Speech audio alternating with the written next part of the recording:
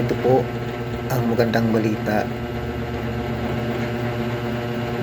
ang Biblia. Ngayon po ako ay magpapatuloy sa aking sasaliksik para po sa kaalaman ng lahat na tayo ay bagaman tayo ay hindi pinagkalooban na maging isang ganap na mangangaral o tagapaghayag ng salita ng Diyos, kailangan pa rin natin magsaliksik o maghanap ng katotohanan na makasumpong naman ng mga salita ng Diyos na ayon sa Kanya. Mapalad ang mga naghahanap at makakasumpong tungo sa kaligtasan. Kaya po ako narito sa aking pagpatuloy na paghahanap ng daan patungo sa katotohanan at para magkaroon ng buhay kung saan tayo para pinagkalooban ng Diyos na maging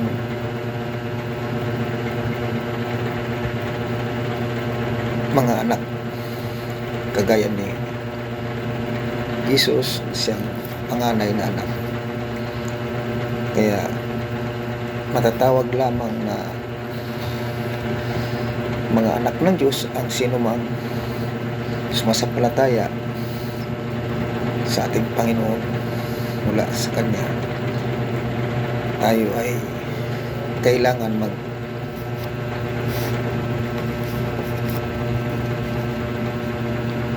sunod sa Kanyang utos kung saan magkakaroon tayo ng buhay. Sinasabi sa Biblia, buhay na walang hanggan. Lilinawin ko lang po dito ang sinasabing paghanda na tayo dapat lamang na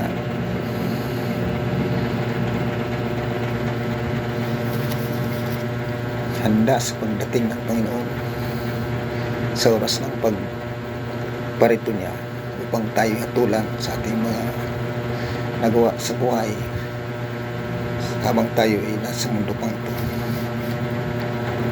Sinabi ng Panginoon siya ay muling paparito upang kunin o hatulan ang isang katauhan kasama na ang sanlibutan at ang na mapaparam at ang kalangitan ay mapaparam din. Kaya kinailangan na tayo maging handa dahil hindi lahat ayon sa banal na kasulatan, hindi lahat ng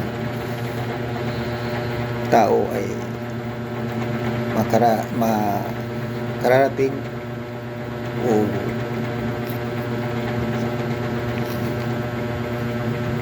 makasusumpong ng katotohanan dahil kukunti lang ang maaaring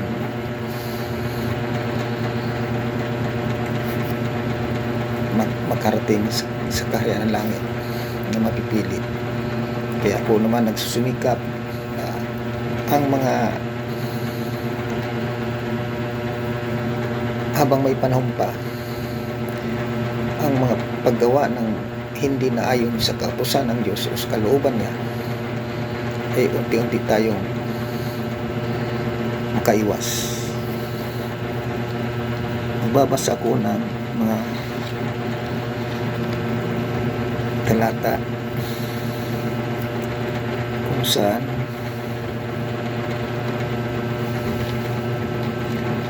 sinasabi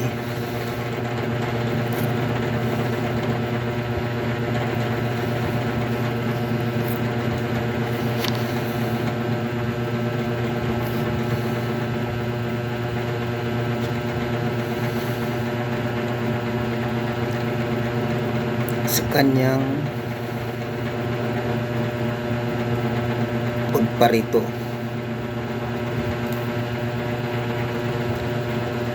Mateo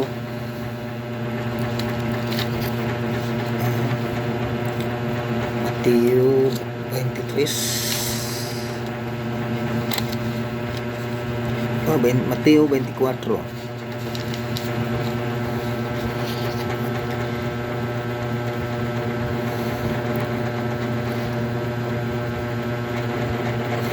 May nagtanong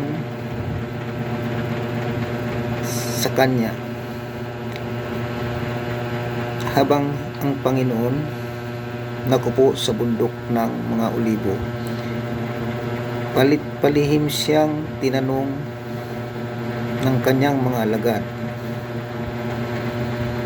Ayon ito dito sa 24:3 ng Mateo, kailan po ba mangyayari ang mga sinabi ninyo? Ano po ang magiging palatandaan ng inyong muling pagparito at ng katapusan ng mundo? Sumagot si Jesus, mag-ingat kayo upang hindi kayo mailigaw ni numan.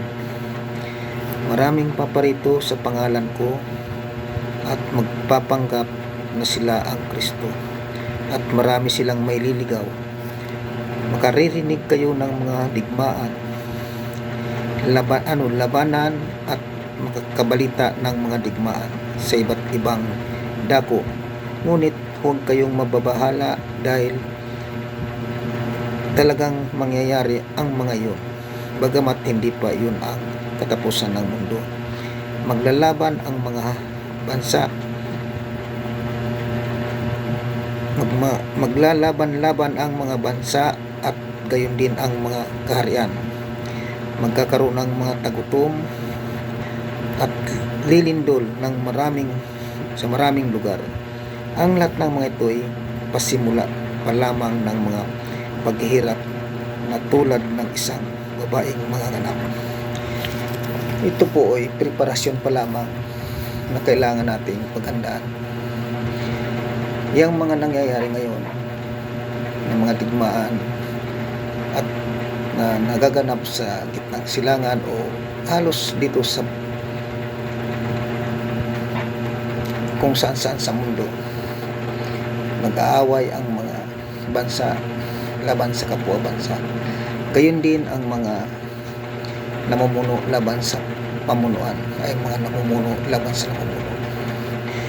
Pero hindi sinasabi dito na hindi pa yun ang bukas. Dadaan muna itong mga panahon na ito bago ang sinasabi dito sa sulat ni San Pablo sa mga taga Thessalonica. Ito ang itinuturo ng Panginoon na sinasabi namin sa inyo. Tayong mga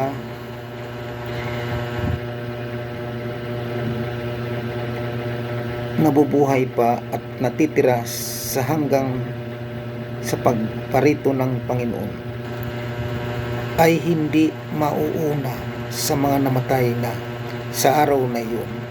Ay maririnig ang tinig ng arkanghel at ang tunog ng trompeta ng Diyos, at ang Panginoon mismo ay bababa mula sa langit na sumisigaw, at ang mga namatay na sumasampalataya kay Kristo ay bubuhayin muna. Dito, ayon sa binasa natin bago tayo ipagpatuloy, ang nasabing preparasyon, ito na yung kasunod ng sinasabing paparito na siya, kung saan hindi pa yun yung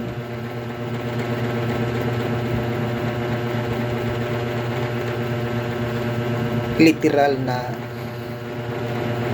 mangyayari na agad-agad, kasi bubuhayin muna ang mga namatay na nauna. At ayon dito, At pagkatapos niyon, pagpatuloy na natin ang ating pagbasa. Tayo namang mga nabubuhay pa ayon sa sinasabi na ni San Pablo,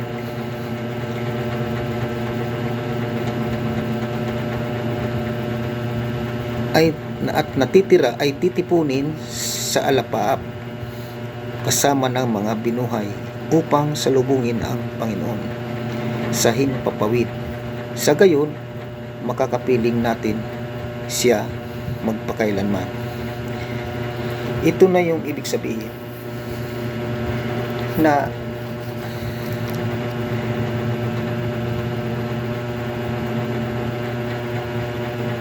pagkatapos ng mga paghihirap sa unang binasa natin sa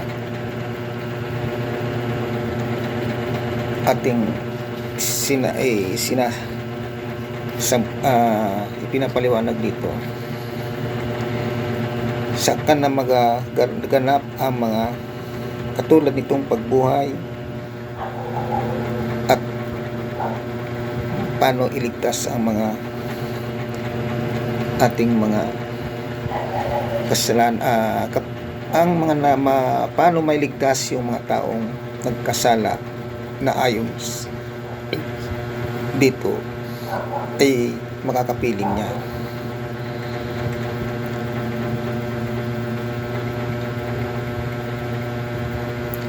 Ang ibig sabihin, wala dito yung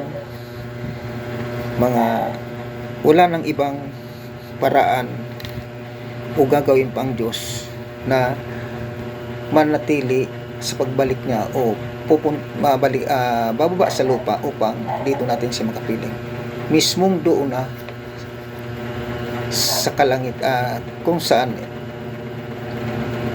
sa nasabing alapap, doon na natin makikita ang tinatawag na lungsod o bagong Jerusalem, bagong langit na inihanda para sa mga nailigtas. Yan.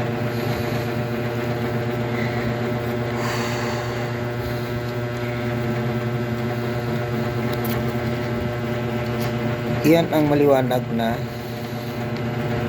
sinasabi dito na ayon sa ating Panginoon na sinabi ng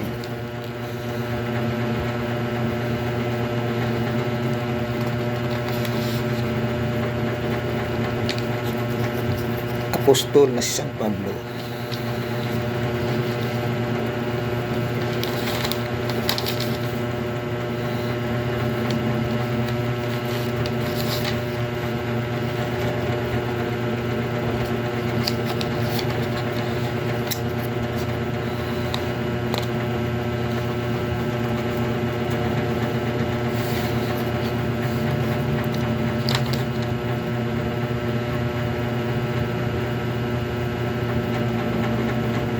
Pagkatapos na ating inihayag na nabasa natin sa ibang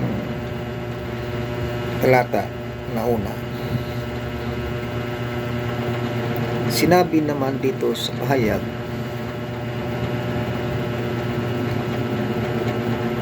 sa 21:1, pagkatapos nito nakita ko ang isang bagong langit at isang bagong lupa. Wala na ang dating langit at lupa, wala na rin ang dagat.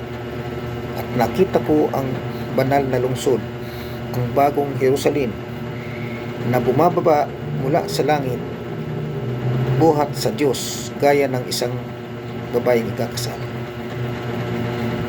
Siya'y nabibisan at nakahanda sa pagsalubong sa kanyang mapapangasawa. Narinig ko ang isang malakas na tinig mula sa trono. Tingnan nyo, ang tahanan ng Diyos ay nasa piling na ng mga tao.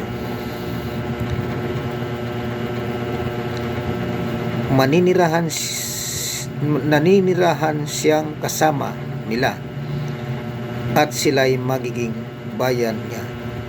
Diyos mismo ang makakapiling nila at siya ang magiging Diyos nila.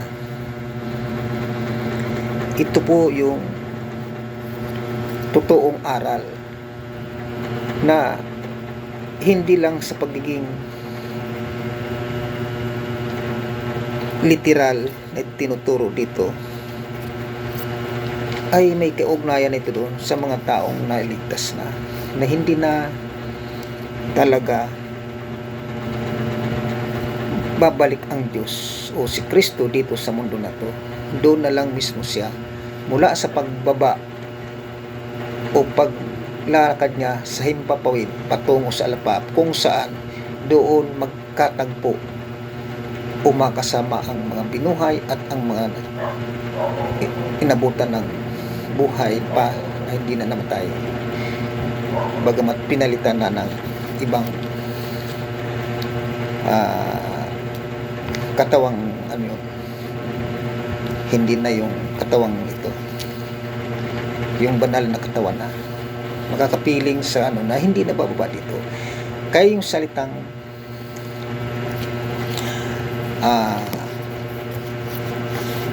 mag-aan yung tao siya o kakatawang tao siya upang makasalamuha sa mundong ito, hindi po yun na kasulat sa Biblia. Wala pong ganun dito na mababasa. Ang kanyang pagbabalik para sa paghatol na kukunin niya ang mga taong sumasampalataya, inailigtas niya. Hindi lahat maliligtas. At yun nga po, di na bababa dito. Yung salitang babalik siya na tulad siyang magnakaw. Tama po, walang nakakaalam kung kailan magaganap yung pagbaba niya sa langit at sisigaw siya, nabubuhay niya mundo. Doon na po yun, narinig na yun ng mga tao dito sa mundo. Di na bababa dito. Kaya nga di handa ang tao. Karamihan doon di pa handa, pero pinaalala na maging handa sa pagbabalik na yun. Hindi naman ibig sabihin literal yung salitang yun na babalik siya dito. Yung pagbabalik niya upang hatulan, di na siya dito makakarating. Mayroon lang siyang uutusan o walang imposible sa kanya kung paano niya gagawin para hatulan ang mundo. Mawawala paano siya mababa dito, na mawawala nga ang lupa at ang kalangitan at ang lupa na tumawawala, mapaparang to kaya di na siya dito. May bago siyang inin ng langit lupa, ang tinawag na Jerusalem, bagong lungsod po yun. Doon na po titipunin ang mga taong naligtas kasama ng Diyos, kasama ni Kristo magpakailanman. Yun po ang malinaw po, bagamat hindi kasing linaw na gaya ng mas magagaling magpaliwanag na nag-aaral nito, pero di na ako lalayo sa kanila kung ano ang kanilang paniwala sa maikli at maliit kong pagkaunawa. Ganun na rin po. Kaya salamat sa Diyos, sa ngalan ng Ama, ng Anak at Espiritu Santo. Amen. Ito po ang Biblia.